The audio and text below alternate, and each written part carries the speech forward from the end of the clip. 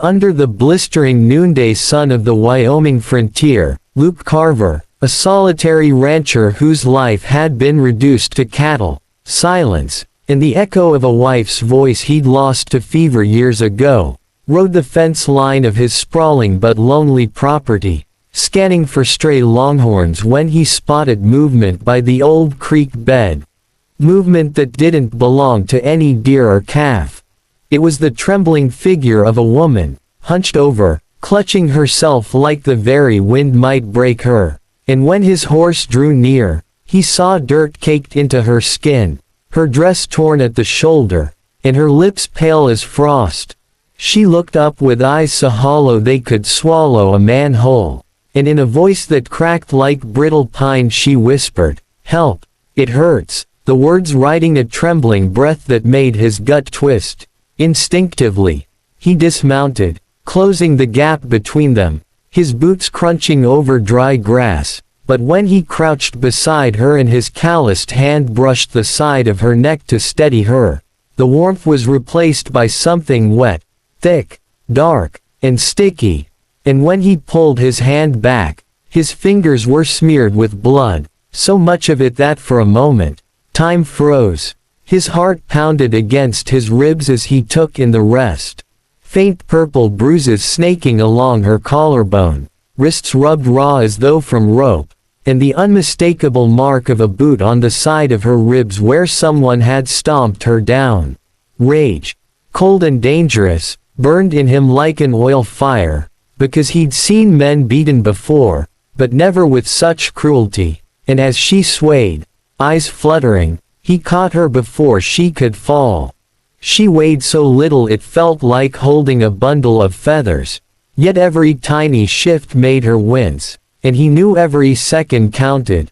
Lifting her gently into the saddle, Luke swung up behind her, cradling her against his chest as they rode for his ranch, his mind already calculating how far Doc Miller was and whether the bastards who did this might still be near. When they reached the ranch house, he laid her carefully on his bed, her breaths shallow, and fetched clean water and bandages while sending his ranch hand Pete to fetch the doctor and, if he could, sniff out any talk in town about a missing woman.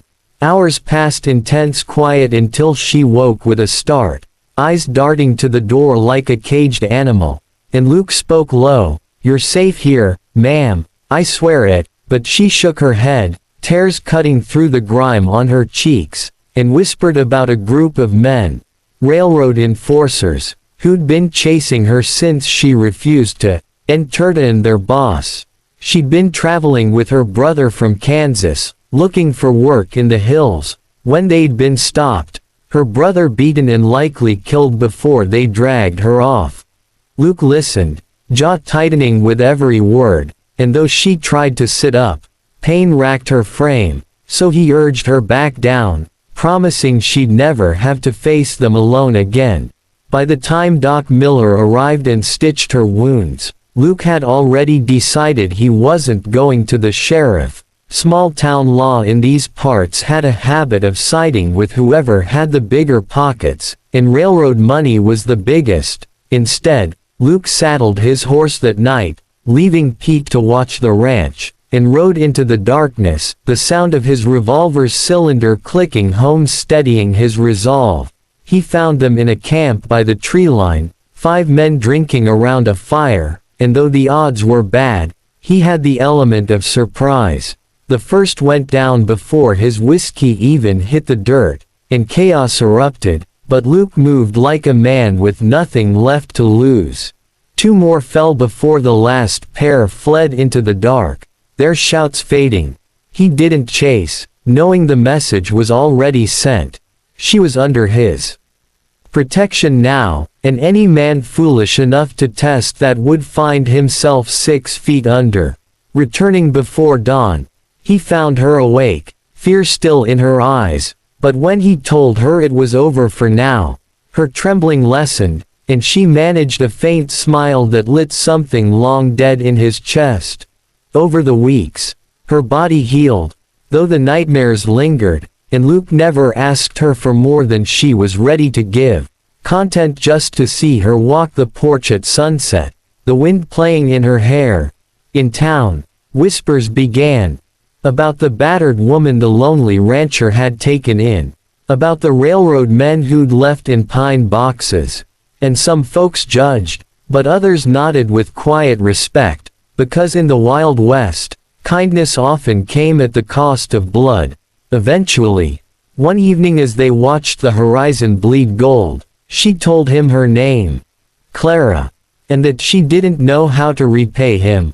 Luke just tipped his hat and said, "You're safe, that's all the payment I need," though in his heart, he knew he'd found something worth living for again. And so the story of the woman who whispered, "Help, it hurts," became one of courage and quiet justice, a reminder that sometimes the loneliest souls are the ones who'll fight hardest for someone else's light. Friends, if you believe stories like Clarice and Luke's should live on, and you want more tales of love, grit, and redemption in the Old West, make sure to subscribe to the channel. Your support keeps these legends alive, and the next one might just change how you see courage forever.